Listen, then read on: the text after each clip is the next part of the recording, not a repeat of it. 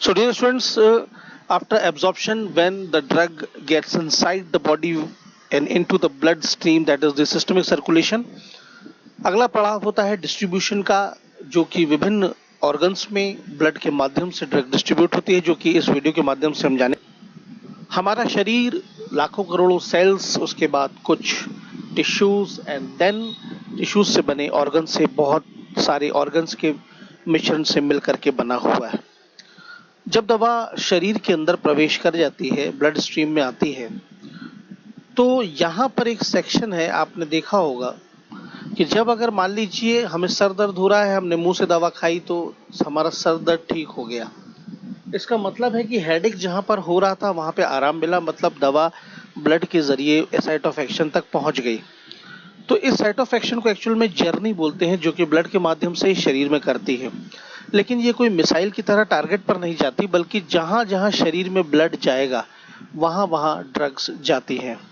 That is actually the distribution of the drug.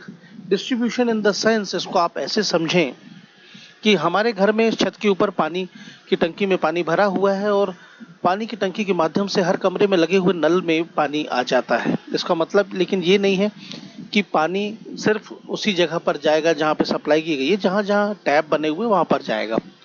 यानी कि पानी पूरी तरह से डिस्ट्रीब्यूटेड है पूरे घर में हर जगहों पर। तो यहाँ पर जो पानी है that is actually the blood, जो टैप की पाइपलाइंस हैं that are the blood vessels, और पानी की टंकी जो है that is the source of that is the blood stream, यानी कह सकते हैं वाटर। तो इस तरीके से पूरे घर में डिस्ट्रीब्यूट होती है। ठीक इसी तरह से हमारी बॉडी होती है। हार्ट जो है ब्लड को पंप करता है और शरीर में मौजूद कमरे रूपी विभिन्न प्रकार के ऑर्गन्स में ये ब्लड जाता है, जो कि साथ में अपने ड्रग को कैरी करता है। That is actually this is the natural and पूरी तरह से प्राकृतिक फिनोमिनन है ये डिस्ट्रीब्यूशन। तो डिस्ट्रीब्यूशन अगर प्रॉपरली हो रहा है, ड्रग अपनी साइट ऑफ एक्शन पे काम कर रही है तो कोई प्रॉब्लम नहीं है। लेकिन अगर डिस्ट्रीब्यूशन की वजह से ड्रग के थेरापेटिक इफेक्ट में प्रॉब्लम आ रही है तो डेफिनेटली एक बड़ा प्रॉब्लम आ सकता है। तो उसी को हम इस सेक्शन में समझ रहे हैं।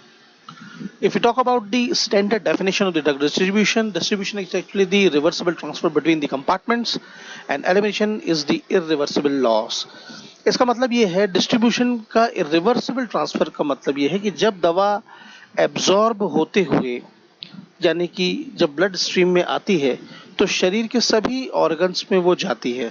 जैसे मान लीजिए साइट ऑफ एक्शन है लीवर में, लेकिन तो इसका मतलब ये नहीं कि सिर्फ लीवर में जाएगी, बल्कि जहाँ जहाँ ब्लड है वहाँ जाएगी। हार्ट में जाएगी, किडनीज में जाएगी, मसल्स में, लेग्स में, हेड में, सब जगह जाएगी।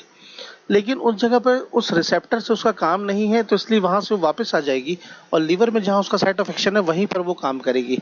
तो आवागमन जो ये स्थिति है that is actually the reversible transfer between the compartments. अब यहाँ पर एक कंपार्टमेंट है ब्लड और दूसरा कंपार्टमेंट है वो सारे टिश्यूज एंड ऑर्गन्स जो कि हमारी बॉडी में मौजूद है। क्योंकि ब्लड भी एक हमारे शरीर का कंपोनेंट है, इसलिए उसको एक कंपार्टमेंट रखा गया है। देन ब्लड में पहुंचने के बाद जो ब्लड कंपोनेंट्स हैं ड्रग को कैरी करते हैं उसे अपने साइट ऑफ एक्शन पर, एंड देन जहां पर ड्रग का साइट ऑफ एक्शन पर रिसेप्टर से काम है वहीं पर वो इंटरेक्ट करती है। सो डिस्ट्रीब्यूशन अगर प्रॉपरली है तो कोई इश्यू नहीं, लेकिन अगर कुछ फैक्टर्स की वजह से डिस्ट्रीब्यूशन में इफेक्ट आ रहा है तो डेफिनेटली ड्रग के थेरापेटिक इफेक्ट में प्रॉब्लम आएगी और इवेंचुअली बिकॉज क्योंकि बायो अवेलेबिलिटी प्रॉब्लम में है। तो ऐसे फैक्टर्स जो कि प्राकृतिक रूप से एक हर्डल बनते हैं ड्रग के डिस्ट्रीब्यूशन में, वो हम इस अध्याय में देखेंगे। अभी तो इस वीडियो में हम इंट्रोडक्शन देख रहे हैं। तो फैक्टर अफेक्टिंग में जैसे tissue permeability, organ size, binding, volume of distribution, significance इत्यादि ये सारी चीजें आती हैं जो कि आगे आने वाले वीडियोस में हम कवर करेंगे। कोई भी ड्रग अपना pharmacological action that is therapeutic effect कितना अच्छा दिखा पाएगी, ये निर्भर करता है कि साइट ऑफ एक्शन पर उसकी मात्रा, वो भी सही समय पर सही मात्रा। और अगर डिस्ट्रीब्यूशन पूरे शरीर में हो रहा है, यानी कि काफ़ी जगहों पर ड्रग के पहुंचने की वजह से साइट ऑफ एक्शन पर पहुंचने में विलंब हो सकता है, जिससे कि सीधे सीधे तीन चीज़ें इफेक्ट होती हैं। ऑनसेट यानी कि थेरापेटिक इफेक्ट यानी उपचार की प्रारंभिक स्थिति, इंटेंसिटी यानी उपचार यानी कि जो थेरापेटिक इफेक्ट है उसकी तीव्रता, और ड्यूरेशन ऑफ एक्शन माने कि उसकी लंबाई। कितनी देर तक वो रख पाएगी। उदाहरण के तौर पे जैसे किसी मरीज की रक्त शर्करा बढ़ गई है मधुमेह की अवस्था में यानी डायबिटीज में, तो अगर उसने एंटी डायबिटिक दवा खाई तो अगर डिस्ट्रीब्यूशन बहुत ज्यादा हो रहा है तो साइट ऑफ एक्शन यानी कि बीटा सेल जो कि पेनक्रियास में है उसमें पहुंचने में विलंब हो रहा है, तो शुगर को लो लेवल पे यानी कि नॉर्मल अवस्था में आने में टाइम लगेगा।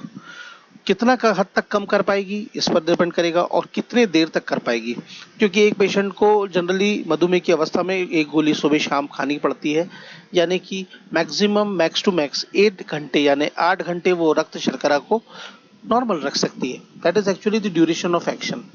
तो onset intensity and duration of action सीधे सीधे प्रभावित होते हैं डिस्ट्रीब्यूशन ऑफ द ड्रग से। ड्रग डिस्ट्रीब्यूशन के अंदर मुख्यतः 2 स्टेप्स होते हैं।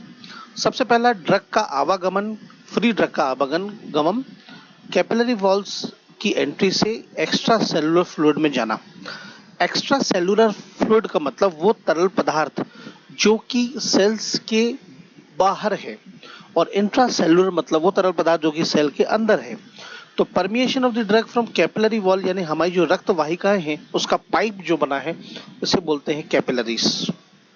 और साथ ही साथ permeation of the drug extra cellular fluid से सेल्स के अंदर मेम्ब्रेन टिश्यू के सेल के अंदर जाना, यानी कि स्टमक से ब्लड में, ब्लड से कैपिलरी वॉल से होते हुए सेल्स के एक्स्ट्रा वास्कुलर टिश्यू में and then inside the cell. तो ये 2 स्टेप्स फॉलो करते हैं और अगर इन दोनों स्टेप्स को निर्भर करता है रेट ऑफ परफ्यूजन और मेम्ब्रेन परमिएबिलिटी।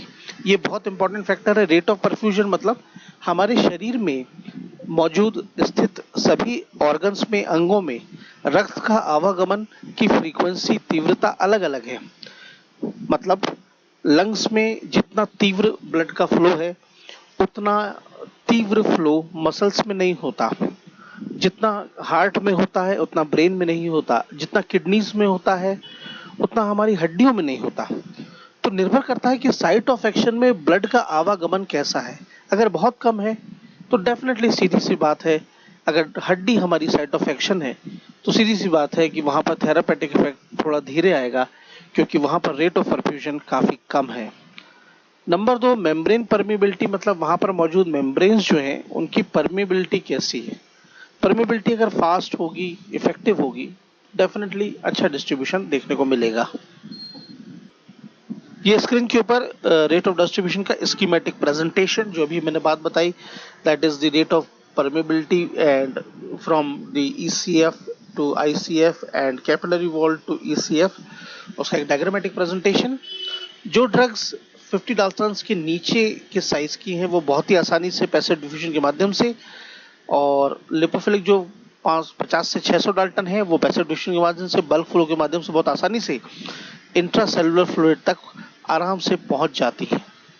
लेकिन जिनका साइज काफी ज्यादा बड़ा है और जिनका जो मॉलिक्यूलर वेट है, साइज है वो बड़ा है 600 से, तो उनके लिए एक्टिव ट्रांसपोर्ट की आवश्यकता अतिरिक्त ऊर्जा के तौर पे लगती है, जिसमें मेजरली एंटीबायोटिक्स हैं, वैक्सीन्स हैं, मल्टीविटामिन्स हैं। इनको एक्टिव ट्रांसपोर्ट के जरिए ही जाना पड़ता है। One more thing which is understandable that is distribution is the passive process. Passive process का मतलब होता है जिसमें कोई अतिरिक्त ऊर्जा नहीं लगती, जो ऑटोमेटिकली अपने आप हो जाता है। एक अवस्था से दूसरे अवस्था में पहुंचना, that is the passive process। अगर पहाड़ की चोटी पर गाड़ी खड़ी हुई है तो बंद इंजन से भी वो ऊपर से नीचे आ जाएगी, that is the passive। और वहां पे ड्राइविंग फोर्स रहा वो ढलान, मतलब जिससे वो नीचे आई है। तो डिस्ट्रीब्यूशन में भी कॉन्सेंट्रेशन ग्रेडियंट मतलब हाई कॉन्सेंट्रेशन से लो कॉन्सेंट्रेशन की तरफ आराम से ड्रग का अपने आप मूव कर जाना, that is called as the concentration gradient. इसके उदाहरण के लिए मैं बताऊंगा कि जैसे मान लीजिए एक सेमी परमिएबल मेम्ब्रेन के बीच में 2 आप तरल पदार्थ को बांट दें, एक तरफ है शहद, एक तरफ है पानी, तो शहद ऑटोमेटिकली पानी की तरफ चला जाएगा because of the concentration gradient. मतलब ये कि हाई कॉन्सेंट्रेशन से लो कॉन्सेंट्रेशन की जाना एक नेचुरल फिनोमिनन है। डिस्ट्रीब्यूशन भी बिल्कुल ऐसे ही होता है, ब्लड कैपिलरीज से सेल्स एक्स्ट्रा सेलुलर में और ईसीएफ से आईसीएफ।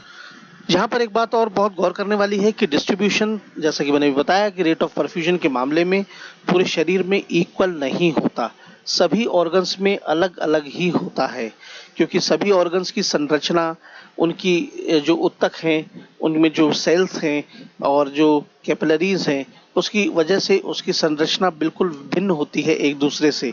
कोई में किसी ऑर्गन में ब्लड का आवागमन बहुत फास्ट होता है, किसी में बहुत कम होता है। तो ये निर्भर करता है जनरली कि किस तरह का रेट ऑफ परफ्यूजन है। जैसे liver, kidney, central nervous system, myocardium, ये सब में फास्ट है, काफी ज्यादा है फैट, मसल्स और बोन की तुलना में। जैसे लीवर में 1 मिनट में 1700 मिलीलीटर यानी कि 1.7 लीटर ब्लड आता जाता है। तो अगर साइट ऑफ एक्शन लीवर है तो डेफिनेटली डिस्ट्रीब्यूशन फास्ट होगा। डिस्ट्रीब्यूशन फास्ट होगा तो थेरापेटिक इफेक्ट भी जल्दी आएगा। सो डियर स्टूडेंट्स, ये था अबाउट दी एक general brief introduction about the distribution of drug inside the body. आगे आने वाले वीडियोस में हम डिस्ट्रीब्यूशन से संबंधित और भी ये काफी कॉम्प्रिहेंसिव एंड इंपॉर्टेंट देखेंगे। I think you have find this video fruitful. If found so, then please do like and share. Don't forget to subscribe to the channel and press the bell icon.